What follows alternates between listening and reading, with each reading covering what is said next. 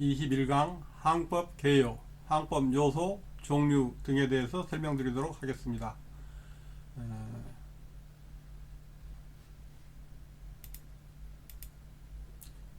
여기 지금까지 항법의 전반적인 기초적인 걸 많이 했기 때문에 이제는 실제로 응용의 범위가 되겠습니다. 그래서 응용이라 해도 그렇게 어려운 내용은 없습니다. 다시 한번 정의를 하면 공중항법은 항공기를 이용해서 어느 한 지점에서 내가 가고자 하는 목표지까지 가면서 그때의 방향, 속도, 고도 이런 것을 계획대로 가고 있는지, 내가 가면서 자기 위치, 내가 지금 어디쯤 가고 있는지 파악하면서 경로가 맞으면 다행이지만은 어떤 바람의 영향이랄지 어떤 다른 이유 때문에 경로가 틀어지면은 거기에 수정을 하면서 목적지까지 잘 도달할 수 있도록 하는 그런 과정을 공중항법이라고 합니다.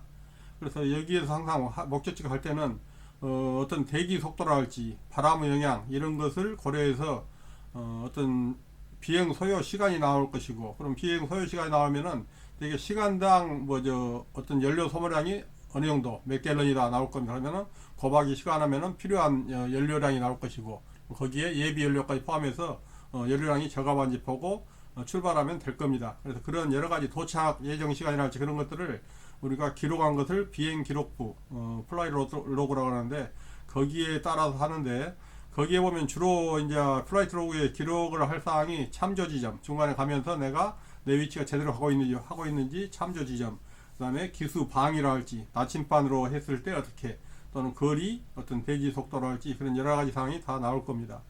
그럼 먼저 항로 결정. 항로 결정은 이 앞에서 한번 했습니다만 다시 한번 복습을 하면은, 항공도상에서 항로를 결정하기 위하여 출발지에서 목적지까지 연결하는 직선을 긋습니다. 우리는 이제 주로 이착륙장을 이용하기 때문에 그래서 이착륙장을 있습니다. 그러나 일반 관제탑이 있는 큰 비행기 같은 경우는 이착륙장을 이용하는 경우는 거의 없겠죠. 이렇게 항로를 결정하면은 그 항로를 제대로 가기 위해서는 무작정 출발해 가지고 기수 방향만 맞춰서 가면 되는 게 아니라 중간에 한 번씩 우리가 제대로 가고 있는지 확인을 해야 합니다. 그래서 그런 참조 지점을 선택을 하게 되어 있다고 앞에 참조 지점에 대해서 설명을 드렸습니다. 항법을 계획할 때 출발지에서 목적지 이착륙 시간까지 가능하면 직선으로 항로를 선정하지만, 직선으로 하면 시간이 제일 적게 걸리니까 좋지요. 그렇지만 항로 중간에 특별 사용 공역을 회피하거나 절차가 복잡한 비등급 공역 같은 구역을 회피하고자 할 때는 이들 공역을 회피할 수 있도록 항로를 선정한다. 이것은 이해가 되시겠죠. 다시 말해서 직선으로 가면 가깝고 제일 좋습니다. 그렇지만 중간에 직선으로 그어놓고 보니까 그 사이에가 내가 가서는 안 되는 것, 아니면 갈 수는 있지만 굉장히 복잡한 곳이 있을 겁니다.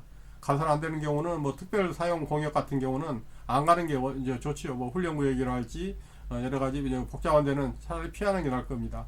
또는 하나는 갈 수는 있지만은 복잡한데, 예를 들어 비등급 공역이라는 것은 어떤 우리 굉장히 갖다 번거롭다면 이상하고 번잡한 많은 이용이 있는 그런 등급이기 때문에 거기를 지나게 되면은 절차가 굉장히 복잡합니다. 그래서 거기 보면은 1000피트 다음에 1000피트 이상으로 올라가면은 우리 경량 항공기 같은 경우는 너무 높아서 어떤 지상 참전 같은 게 힘들고 그러니까, 그런 경우는 차라리 회피해서 우회해서 돌아서 가는 게 낫다 이겁니다. 이런 것들을 잘 생각해서 항로를 선정하는 것은 이 앞에 단어에서 배웠습니다. 일단은 출발해서 목적지까지 직선으로 그어보면은 그 사이사이에가 무슨 공역이 B등급, C등급, D등급 공역이 있는지, 아니면 특별 회피 사용 공역이 있는지, 아니면 높은 장애물이 있는지 그런 게 나오니까 그때 그것을 수정한다고 얘기를 했었습니다. 항법 요소를 보면은 되게 자신의 위치가 첫째고, 그 다음에 가고자 하는 방향, 내가 어디로 가겠다, 목표까지 어떤 거리, 그 다음에 비행 고도는 어느 높이로 가겠다, 속도는 대개 몇 피트로 가겠다, 아니 몇 마일로 가겠다, 그 다음에 시간 어느 정도 걸릴 것이다, 이런 것들이 항법 요소입니다. 먼저 위치는 조종사는 비행할 때 가장 기본이 되는 게 위치죠. 현재 자신의 위치를 지속적으로 파악하고 있어야 합니다. 그래서 가장 간단한 방법은, 특히 우리 같은 경우 어떤 시계 비행을 한 경우는 지형지물을 참조하는 것이 가장 중요하죠. 그래서 일반적으로 공중에서 눈에 띄기 쉬운 강이나 할지 도로, 아니면 건물, 특이한 모형 지형 같은 거, 그런 것을 참지점으로 사용하는데 간혹 기상 상태가 안 좋을 때는 출발을 안 하는 게 좋지만은 불가피하게 갈 경우, 아니면 가다가 어떤 기상 상태가 안 좋은 어떤 안개나 비를 만날 경우, 그런 경우에는 예를 들어서 야간에도 마찬가지입니다만은 지형 기물을 확인을 못하게 됩니다. 그럴 때는 위치를 잃을 수가 있으니까, 그럴 때는 안에 있는 지상에 보면 항행 보조 시설이 있습니다. 위치를 파악할 수 있다거나 아니면은 서로 무전으로 연락을 한다거나 자기 위치를 확인할 수 있고, 그렇지 않으면 항법 지도를 사용해서 목적지까지 일직선을 그은 다음에 대개 내가 어느 지정도 왔을 것이다 하고 거기에 어떤 짐작을 하고 가면서 확인할 수 있는 그런 것도 있을 겁니다. 이게 바로 위치입니다. 그래서 가장 기본적인 것이 내 위치, 내가 지금 어디 있는가. 그럴 때 위치를 파악할 때 가장 쉬운 것은 지형지물 참조 해야 한다. 그래서 참조라는 것은 우리가 참조점을 앞에서 참조지점을 선정을 했었습니다. 그 다음에 두 번째는 방향입니다. 방향이라는 것은 항법에 사용되는 방향은 실제로 한 지점에서 다른 지점 어떤 상대적 위치지 특별하게 다른 복잡한 것은 없습니다. 그래서 공중 항법에서 적용하는 방위는 360도 기준으로 결정을 합니다.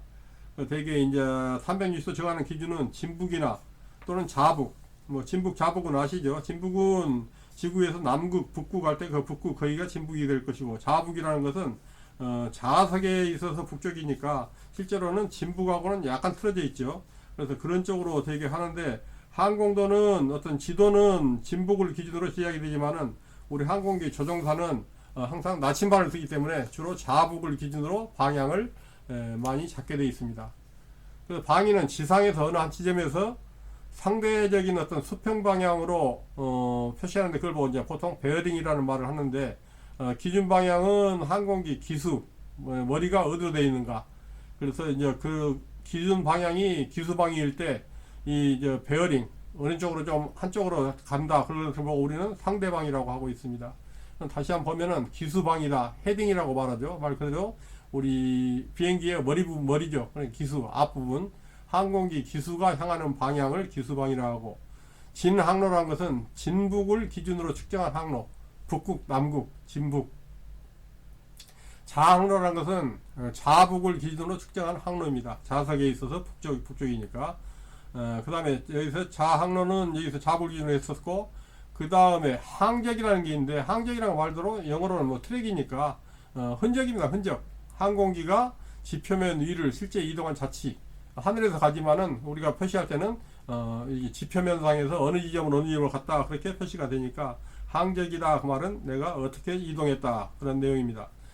편류 수정각이라는 게 있는데, 편류, 이것은 어떻게 보면 편류라는 것은 한쪽으로 흐른다 그 말인데, 흐른다는 것은 어떤 조용한 때는 관계없는데 바람이 불 때, 그럴 때는 비행기가 한쪽으로 바람 영향으로 쓸리게 되어 있습니다. 바람 영향으로 인한 기수 방위와 항적 사이의 어떤 각도를 나타내는 값을 보고 편류 수정 각도입니다. 앵글 각도를 나타납니다. 그 다음에 거리는 우리가 알다시피 가장 간단한 두 지점 길이를 측정한 값이 거리입니다. 항법에서 사용되는 거리 단위는 헬이죠. 노티컬 마일, 헬이고, 되게 1헬이는 우리가 그냥 무슨 1km, 1000m 그렇게 하면 쉬울 것 같은데, 그렇지 않고 1852m다 하는데, 1850m 원칙은 뭐냐면은 1헬이는 경도 위도할 때 위도 1분, 위도가 보통 우리 같으면은 38선이 38도, 북위 38도 그러죠. 그러면 거기서 그 위도 1분을 여기 해리를 나타내고, 그 다음에 피트로 환산하면은 약 6076피트, 그래서 그걸 미터로 환산하니까 1852m입니다. 그래서 이 노티컬 마일은 해리라는 것은 1마일이 왜 그렇게 복잡하냐, 그냥 위도 1분을 하나 단위로 하다 보니까 그것을 우리 미터법으로 하니까 1852m다 그 말입니다. 근데 우리 대개 육상에서 할 때는 어떤 시야가 마일이다 할 때는 노티컬 마일을 해리를 안 쓰고 우리가 육리를 쓰죠. 스테이트 마일을 해가지고 SM을 씁니다. 그런 경우는 약 1609m죠. 육리는 약간 좀 짧습니다. 1해리는 1852m, 1육리는 1609m. 이게 마일이지만은 그게 육상 마일인지 해상 마일인지 그 구분은 해주는데, 일반적으로 할 때는 해리를 사용합니다. 그러지만은 우리 어떤 시야, 눈으로 봤을 때 어떤 구름의 어떤 앞에 있는 껴 있는 뭐 시야가 어느 정도다 몇 마일이다 할 때는 일단은 6리를 씁니다. 1609m로 쓰고 있습니다. 일반적으로 이제 공중 항법에서 속도, 거리, 시간 이런 것을 이제 산출하는 것은 가장 기본적이죠. 그래서 해리를 사용할 경우는 단위는 노트, 해리를 쓸 때 맨노트다 할 때는 해리 1800m 단위로 하고, 그 다음에 어떤 6리를 쓸 때 1600m를 쓸 때는 마일 퍼 아워, 시간당 몇 마일, 그런 단위로, 단위가 벌써 틀립니다. 그래서 어떤 노트로 나온다 그 말은 해리를 사용했다, 1800m 기준으로 했다. 그 다음에 마일로 사용했다, 마일 퍼 아워, mph, 마일 퍼 아워, 시간당 몇 마일이냐 했을 때는 6리, 1600m 기준으로 한 6리를 사용했다, 그렇게 생각하시면 될 겁니다. 그 다음에는 이제 고도입니다. 고도라는 것은 항공기 높이를 고도라고 하죠. 그래서 고도는 지면에서 절대 수치 또는 기압으로 정해지는데, 이 고도를 표시하는 방법이 여러 가지가 있는데, 그것은 이 장 뒤에서 설명을 다시 드릴 겁니다. 어떤 바다 높이로 할 것인지, 아니면은 실제로 내가 비행하고 있는 밑에 있는 산이나 지면 높이로 할 것인지, 그런 방법들이 여러 가지가 있습니다. 그래서 그건 자세히 뒤에 나올 겁니다. 그 다음에 속도는 항공기가 목적지까지 이동하는 빠르기를 나타내는 정도죠. 그래서 빠르기인데 걸린 시간 또는 이동거리 바탕으로 측정되는 값을 몇 노트인지 노트로 보통 표시를 하고 있습니다.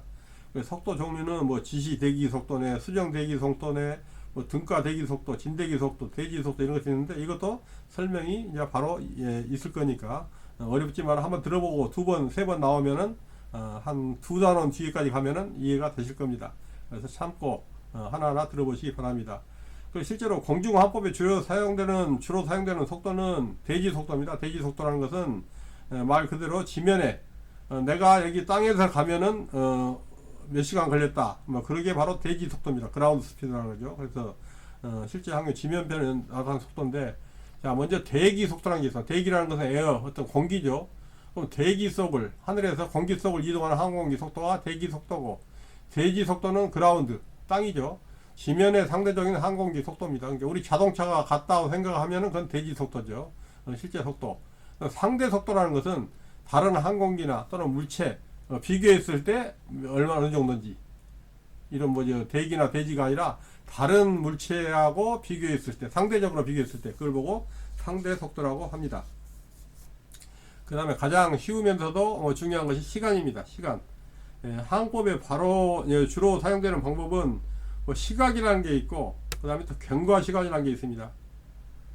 또는 여기서 주로 이제 할 때 이제 도착 예정 시간을 산출하고, 계획대로 하면은 하지만은 어떤 기상 상태라 할지 아니면은 비행장애 그런 것 때문에 약간 시간이 틀릴 수가 있으니까 그때 어떻게 할 것인지. 이게 항공의 시간은 국제 표준시 쓴다는 것은 앞에 나왔습니다. UTC라고 해가지고 하루 24시간은 지구가 한 바퀴 자전할 때 흐르는 시간이니까 360도를 일정한 비율로 한다면은 24시간을 나누면은 예를 들어 1시간은 15도를 나타내죠. 360 나누기 24 그러면 1시간 하면은 15도를 돈다. 360도로 생각했을 때 그렇게 말을 하고 있습니다. 그래서 일반적으로 이런 것들이 이제 주로 나오는 것들인데, 다 내 안내면 위치, 방향, 거리, 속도, 고도, 시간 다 아는 거지만은 우리 항공에 쓰는 전문 어떤 용어가 있으니까 나름대로 좀 복잡하지만 외워야 할 겁니다. 그래서 되게 이제 이런 것을 하다 보면은 뭐 편차라는 것이 나오고는 뒤에서 자세히 나오겠지만은, 편차라는 것은 일반적으로 할 때 진북,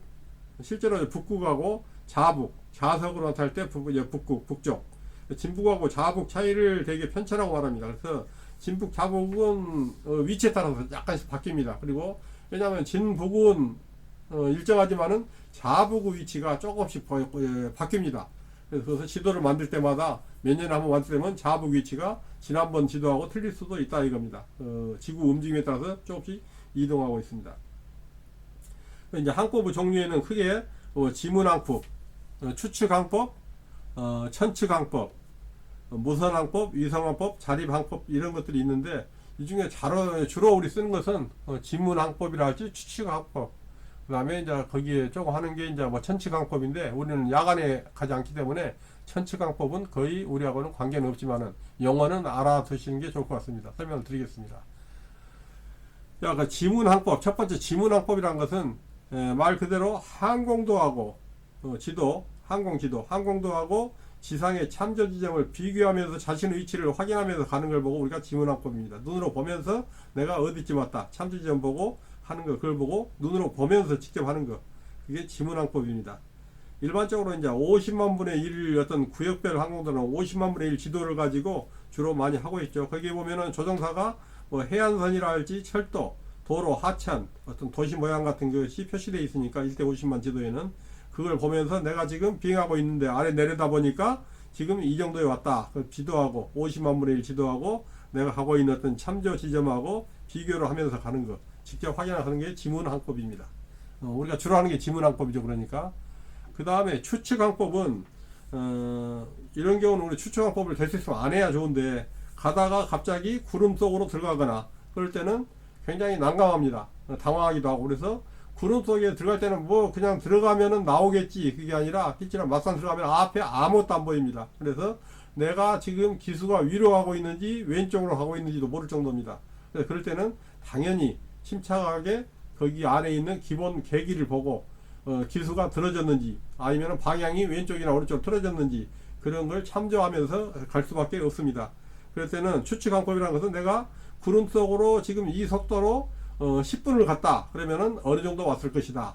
예를 들어서 뭐 20분 왔다면은 어느 정도 왔을 것이다. 그것을 추측하면서 그러니까 주로 해상이나 구름 속 비행 이런 시계가 불량할 때 쓰는 것이 추측항법입니다.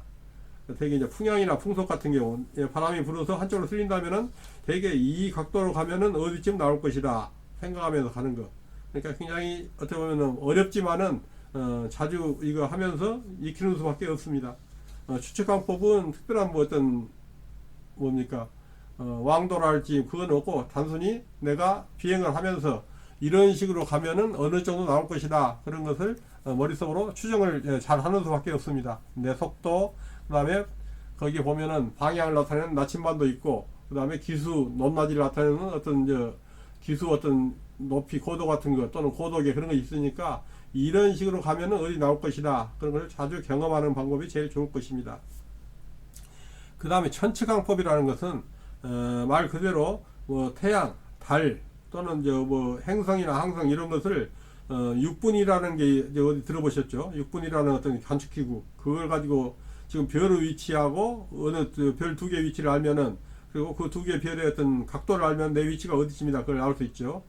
두 선을 연결하면 각도가 나오는 거니까 그러면은 내 위치가 어디라 그런 식으로 무선항법이 불가능한 어떤 해상이나 이제 극지방 같은 데서 되게 장거리 해상 비행 시에 이제 천측항법을 쓸 수가 있겠죠. 그렇지만 우리는 천측항법 쓸 일은 뭐 없다고 봐야죠. 야간 비행도 안 할 것이고 실제로 뭐 바다를 건너는 경우도 거의 없으니까. 그렇지만은 영어는 알아야 할 것 같습니다. 비행 중에 뭐 태양이나 달 또는 행성 같은 경우 그것을 육분위를 가지고 관측해 가지고 그 각도를 내 가지고 내 위치를 생각하는 거. 뭐 되게 뭐 삼각법이나 그런 걸로 해 가지고 하듯이 양쪽 각도를 우리가 정했을 때 왼쪽에 있는 별이 별하고 선을 긋고 오른쪽에 보이는 뭐 어떤 별하고 선을 그어 가지고 그 각도가 나오면은 내가 지금 어느 위치라는 것은 나올 수가 있을 겁니다. 그게 천측항법. 뭐 하늘의 어떤 별 같은 것을 보고 내 위치를 파악하는 것이 천측항법입니다. 그다음에 무선항법은 말 그대로 어떤 무선을 이용하는 거니까 전파의 어떤 이제 정속성이라는 것은 전파는 항상 속도가 일정하죠. 그걸 보고 정속성이라고 합니다. 그 다음에 직진성, 전파는 흔들흔들하지 않고 반드시 직진합니다. 그래서 이런 정속성과 직진성을 이용한 방법입니다. 그래서 여기에서 이제 무선을 발사를 하면은 어떤 지상 무선 시설을 활용해서 바로 측정 방법도 있지만은 내가 가지고 있는 항공기에 있는 무선을 쏴 가지고 그것이 반사돼서 오는 그 전파가 받으면은 그 사이에 걸린 시간 나누기 2 하면은 그것이 거리가 되겠죠. 그렇죠? 왜냐하면 갈 때 가는 시간, 올 때 걸리는 시간 두 번이 되니까 그 시간 나누기 2 하면은 그 거리가 나오니까 내 위치가 어느 정도 나올 것이다. 그럼 이제 무선을 이용하는 이제 무선항법도 나올 것이고 여러 가지가 있을 겁니다. 그 다음에 위성항법은 요즘 아주 그냥 기본적으로 쓰고 있죠. 위성항법이란 말 그대로 인공위성을 사용한 거니까 우리 GPS, 내비게이션 같은 경우에 위성항법 이런 것은 아주 잘 되어 있습니다. 그 다음에 자립항법이라는 게 있는데 이것은 되게 천문항법은 악천후에 사용할 수 있고 무선항법은 뭐 지상국이 고장 나버리면은 또 안 되고 그래서 이제 항공기 자체만으로 위치 측정할 수 있는 방법을 자리방법이라 합니다. 뭐 아무튼 천문도 필요 없고 악천후에서 안 되니까 그 다음에 무선항법 어떤 지상의 어떤 무선국하고도 연락이 안 되고 그럴 때는 내 자체 나 혼자 있는 그런 방법으로 해서 자일로스코프를 이용한다거나 어떤 도플러 항법이랄지 좀 복잡한 게 있습니다만은 속도하고 거리를 구하는 관성항법 그런 것들 내가 지금 이런 식으로 하면 어떨 것이다. 하지만 우리가 이런 자리방법 같은 것은 그런 게 있다는 정도 말고 실제로 우리가 할 것은 지문항법이 제일 중요하겠죠. 지문항법 그 다음에 일기 안 좋을 때 구름 속이나 그런 데 갈 때는 추측항법 이 두 가지가 가장 우리가 필요한 것이라고 볼 수가 있겠습니다. 항법 할 때 준비물은 항법에 맞는 지도가 제일 중요하죠. 지도 없이는 뭐 항법이 필요 없으니까. 일단 노탐 중요하다는 것은 노탐은 모든 어떤 주의사항이랄지 어떤 새로운 사항들이 있으니까 노탐 그게 중요하고 노탐도 할당 중요할 때 신규 제일 최근에 나온 것을 써야죠. 왜냐하면 노탐에 어떤 주기가 있으니까 지나버리면 새로운 게 나오니까. 그 다음에 항로를 따라 이용 가능한 항법 보조시설 주파수 관제기관 주파수 이런 것은 우리 항공도에 보면 다 나옵니다. 어디 관제 타면 주파수가 얼마나 그렇게 나와 있으니까 그걸 전부 메모를 해가지고 관제 어떤 기관이 이관될 때 내가 장거리를 갈 때는 관제 기관이 중간중간 바뀝니다. 그럴 때는 이쪽에서 다음 관제로 옮깁니다 하고 허가를 받은 다음에 주파수를 바꿔서 다음 관계에서 내가 지금 넘어왔다 해가지고 다시 신고를 하고 계속 관제를 받고 넘어가고 그건 반복이기 때문에 처음에 하는 거 원칙만 알면은 계속 반복이니까 어렵지는 않을 겁니다. 그 다음에 출발지와 목적지 중간 항로 기상 뭐 기상도가 나오니까 기상을 파악하고 물론 가다가 갑자기 바뀌는 경우는 있지만은 그런 경우는 특별한 경우고 일단은 내가 이 정도면 가도 되겠다 아니면 이거 가서는 안 되겠다. 지금 비가 오지만 30분 뒤에 갠다 하면은 억지로 빗속을 30분 가다는 것은 어려우니까 차라리 30분 뒤에 출발하는 게 낫고 그런 여러 가지를 기상 같은 것을 봐가지고 항로를 어떤 계획을 정해야 할 겁니다. 그 다음에 이출과 일몰 시간 해가 언제 뜨고 해가지고 왜냐하면은 해가 져버리면 우리는 어떤 거기에서 지문항법을 하기가 힘드니까 안 보이니까 그 일출 일몰이 지나면은 우리 경량 항공기는 이용을 해서는 안 되죠. 그 다음에 비행 금지 구역과 관제 지역 이런 경우는 항공도에 보면 나와 있습니다. 비행 금지 구역 거기는 우리가 항로 설정할 때 피하거나 아니면은 위로 고도를 높이거나 뭐 방법이 있다고 말씀드렸죠.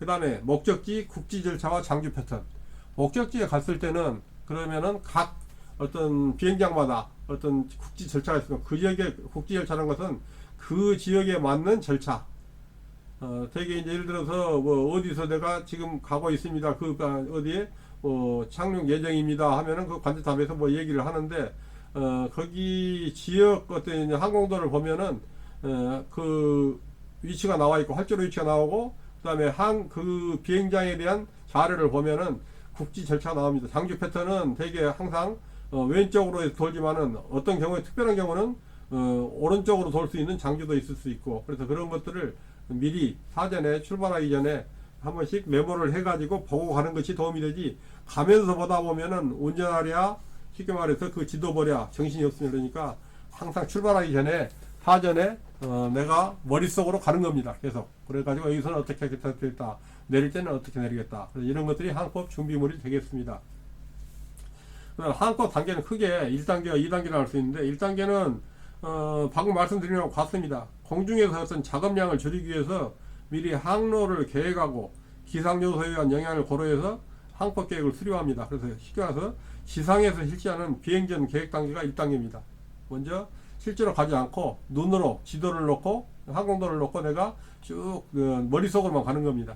그게 1단계. 2단계는 비행 중에 계획된 경로를 유지 단계입니다. 그대로 계획했던 대로 계속 비행을 하는 거죠. 그래서 기상과 같은 환경 요소, 실제 속도 이런 걸 참고해서 계획대로 가고 있는지 아니면은 수정을 해야 한다 할지 예정 시간은 대개 어느 정도 걸리겠다. 그런 것이 2단계입니다. 그래서 항법을 크게 2단계로 나누면 1단계는 출발하기 전에 머릿속으로 한번 쭉 훑어보는 단계고 우리가 실제 머릿속으로 보는 가상 비행이죠. 2단계는 실제로 가면서 수정하고 하는 것들이 2단계가 되겠습니다. 그 다음에 공중항법 상세를 보면은 조금 전에 나왔던 거하고 같습니다만은 먼저 가장 중요한 게 위치라 했죠. 근데 위치를 나타내는 방법은 간단하죠. 좌표를 나타내죠. 좌표. 지구상에서 한 점 어떤 좌표는 어떻게 됩니까? 경도, 위도. 동경 몇 도, 북위 몇 도, 몇 분 몇 초. 그러면 자기 위치가 나오죠. 이게 좌표 위치입니다. 위치는 일반적으로 적도를 따라 이루어진 평면 또는 지구 표면상의 한 점이 이루는 각이 북위, 남위. 근데 우리는 주로 이제 북쪽이니까 북위를 많이 쓰게 되는데, 경도는 여러분이 알다시피 영국 그린위치 천문대를 통과하는 평면하고 이루는 각을 동쪽으로 하면 동경, 서쪽으로 하면 서경 그렇게 납니다. 동경 몇 도 몇 분, 북위 몇 도 몇 분, 우리나라 같은 경우 그렇게 얘기를 하고 있죠. 그 다음에 방향도 잘 알고 있고 조금 전에도 나왔었습니다. 대개 지구의 진북을 영도로 하고 시계 방향으로 360도로 측정한 세 자리 숫자를 표시합니다. 그래서 그걸 보고 보통 진방이라고 합니다. 지구 진북을 기준으로 한 걸 진방위. 항공지도는 진북, 지구 북극 남극을 기준으로 하기 때문에 대개 진북을 기준으로 하고, 대개가 아니라 항공지도는 진북을 기준으로 합니다. 지구를 하나 커다란 자석으로 볼 때 어떤 좌북은 진북하고 일치하지 않죠. 약간 틀어져 있죠. 비슷하지만은.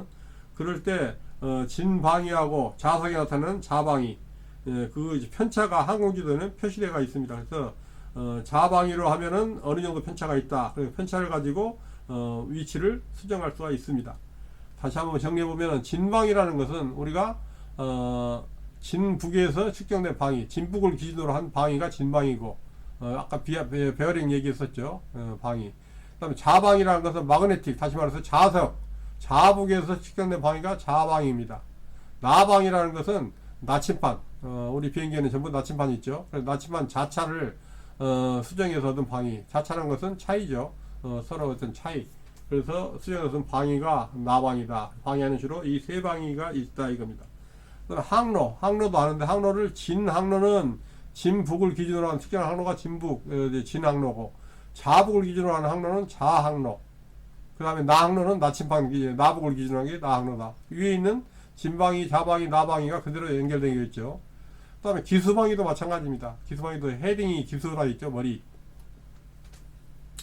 진기수방이란 뭐냐? 진북을 기준으로 한 기수방이고, 자기수방이는 좌북, 나기수방이는 나침반 기준을 한 방위가 나기수방이다.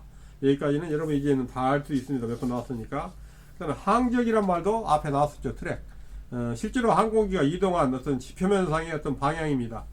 그러니까 되게 이제 무풍 상태일 때는, 바람이 전혀 안 불 때는 항적하고 우리 기수방위가 일치하죠. 내가 항상 기수를 예를 들어 15도로 했다 하면은 그대로 계속 하면 항상 15도 방향으로 일직선으로 가겠죠. 근데 바람이 불면은 그게 10도가 될 수도 있고 20도가 될 수도 있고 틀어질 수도 있겠죠.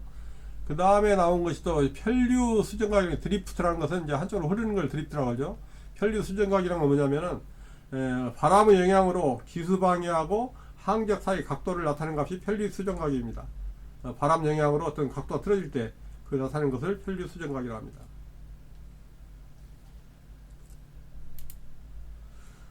거기에 이제 좀 구체적으로 얘기를 하면, 이제 거리는 일반적으로 이제 두 지점 연결하는 선이라는 것은 우리가 알고, 항법에 사용되는 거리는 단위는 이제 마일인데, 대개 이제 육상용 거리는 육상마일, 그 다음에 일반적으로 우리가 이제 해상할 때는, 노트로 할 때는 해상마일을 쓴다고 앞에서 이 시간 처음에 나왔습니다. 그래서 해상마일은 1850m 1마일이, 육상마일은 1600 몇 미터, 1800, 1600 약간 차이 난다 생각하면 되겠습니다.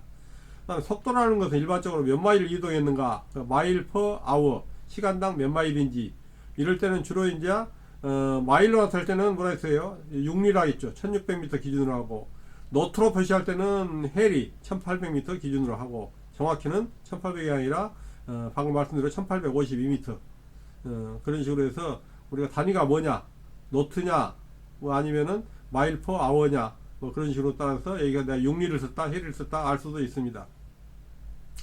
그래서 공중항법에 일반적으로 사용되는 속도는 대지 속도입니다. 그래서 실제 항공기가 지표면 위를 지나는 속도를 보통 나타내고 있습니다. 이제 해리를 다시 한번 정리하면은, 해리, 노티칼 마일을 사용할 때는 속도 단위는 노트고, 육리, 스태트 마일을 쓸 때는 1600m 기준으로 할 때는 마일 퍼 아워를 쓴다. 그래서 속도 단위를 보면은 내가 육리인지 해리인지 구분할 수가 있습니다. 그래서 항공법에서 시간 기준은 일반적으로 영국 그린위치 천문대를 통과하는 본초 좌우선을 기준으로 하고 있죠. 국제 편지로 쓰죠. 그래서 시간 표시는 4자리, 몇 시 몇 분, 4자리로 00시 00분 이런 식으로 표시를 합니다. 대개 이제 기압 배치 비행이라는 것은 일반적으로 이제 배풍을 최대한 이용하기 위해서 고기압 쪽에서 저기압적으로 바람이 부니까 어떤 항로나 이런 고도 같은 걸 선택해서 비행시간 단축하는 방법도 있고, 이런 것들은 앞으로 나올 겁니다. 그래서 예상 도착 시간을 낸다거나, 뭐 최초 접근은 어디로 할 것이고, 어느 지점에서는 어느 지점을 몇 시쯤 통과할 것이다. 예, 그런 것들이 앞으로 나올 겁니다. 그래서 이제 그 중간에서 어떤 영어가 어쨌든 나오는데, 가끔 나오는 게 픽스라는 말이 나오는데, 픽스라는 말은 어떤 해당 지역 어떤 위치 정보를 픽스라고 합니다. 어느 지역 지점이죠. 자, 그러면 지금까지 나왔던 항법을 한번 요약을 한번 해보겠습니다.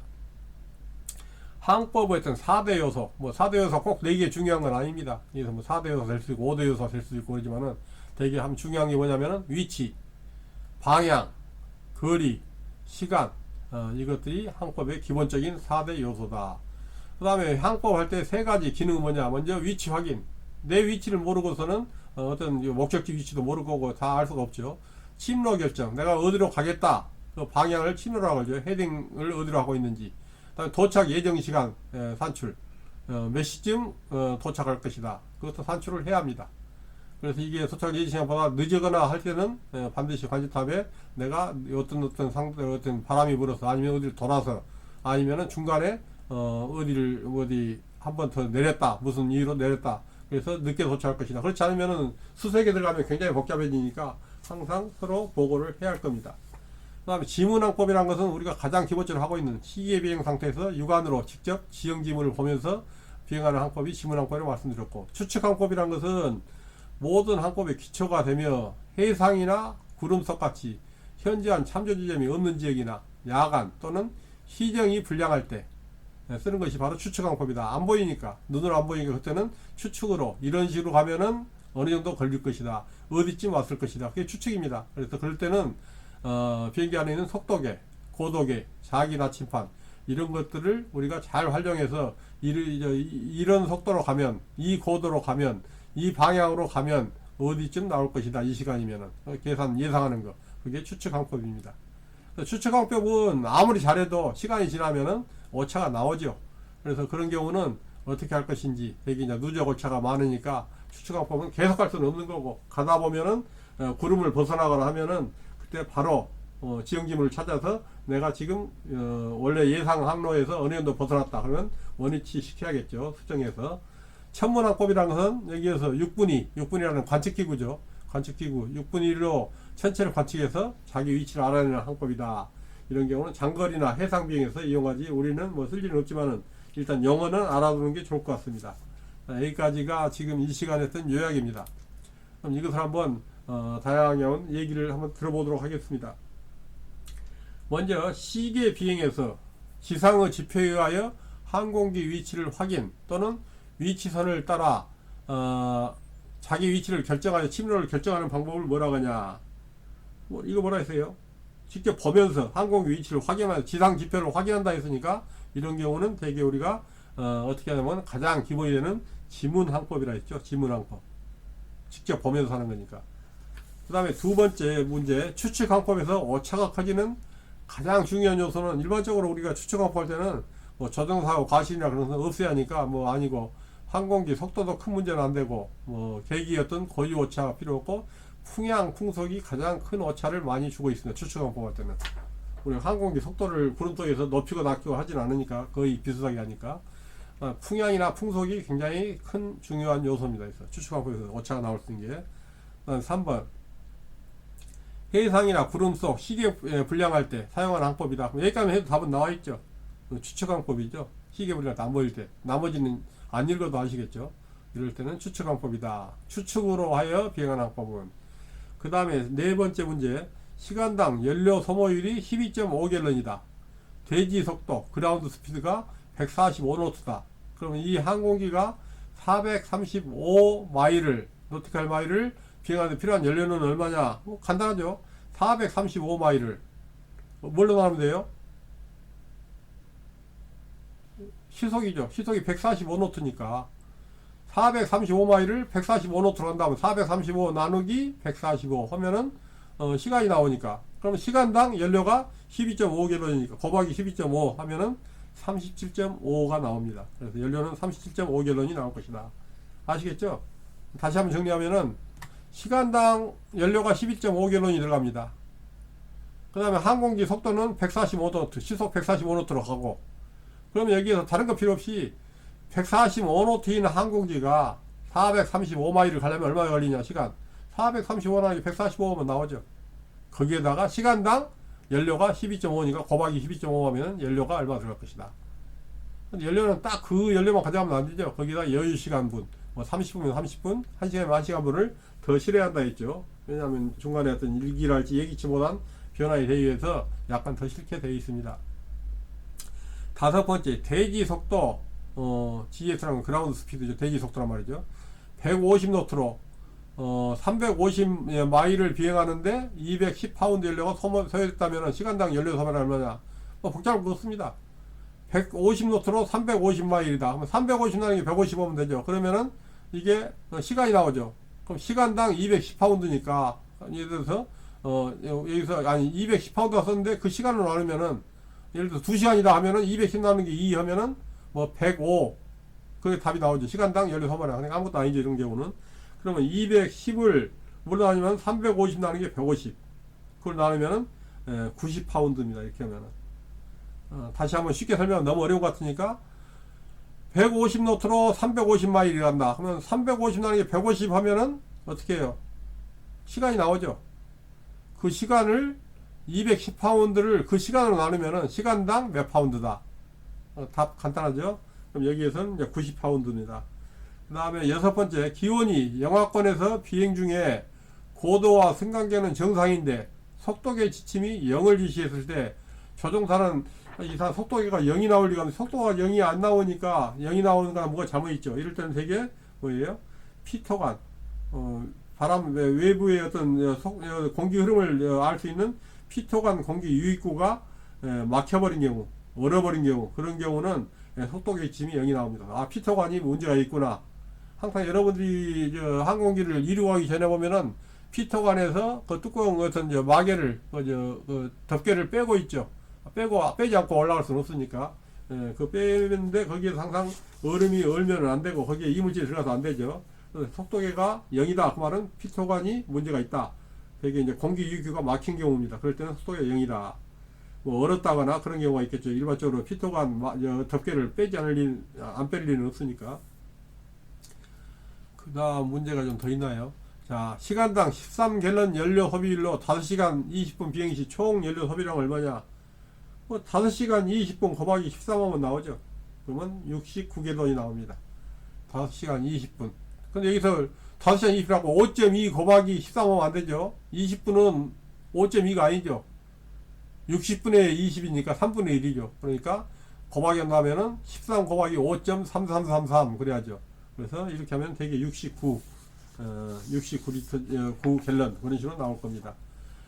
그 다음에 다음 중에 가장 우선권이 있는 항공기는 되게 이제 항공법에서 나오는 건데 이것은 가장 우선권이 있다는 것은 가장 약자입니다. 약자. 여기에서 뭐 VIP 수송기, 뭐 대통령이 탔다, 군 작전한다, 긴급 환자다 다 어쩌면 중요하지만은 이 중에서 가장 약자가 누굽니까? 비상에 처한 항공기. 메이데이 하고 있는데 나 지금 저 훈련하고 있으니까 환자 가니까 너는 안 돼 할 수는 없죠. 우선권 있는 것은 가장 약자, 비상에 처한 항공기입니다. 항공도는 진북을 기준으로 제작된다 했습니다. 항공기는 자석을 가지고 시간 나침반을 가져오니까 자북에 작동됨으로 생기는 진북하고 자북 차이를 뭘 한다 했어요? 편차라고 한다 했어요. 편차. 그 다음에 마지막 문제, 조종사가 지상의 해안선이나 철도 노선, 도로, 하천, 여기까지 답이 나왔죠. 이런 것을 눈으로 보면서 비행하는 방법이다. 그런데 날씨가 나쁘거나 해상이나 육상 등 특별한 목표가 없을 때는 어렵다. 이거 뭐라 했어요? 지문항법이라 했죠. 지문항법. 우리가 가장 많이 쓰는 게 지문항법이죠. 그 다음에 지문항법 하다가 갑자기 구름이 몰려왔다거나 안 보인다거나 그럴 때는 추측항법. 아시겠죠? 여기까지가 지금 이 시간에 정리가 됐습니다. 고생하셨습니다.